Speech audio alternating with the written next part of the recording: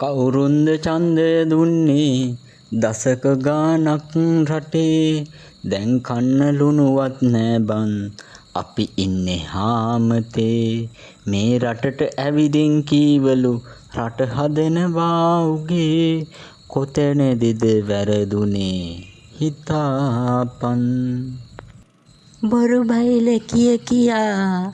ඡන්දෙ ගත්තා දමා ලැට් එකයි ටකරනොයි අපේ උන්ගේ චේතනා බලනු එතනදී හිතලා අපි ඉන්නේ කොහේ කියා සුද්දෝ එනවා ඇවිදින් විදිනවා මේ රටේ විදිනවා නෙමෙයි විදවනවා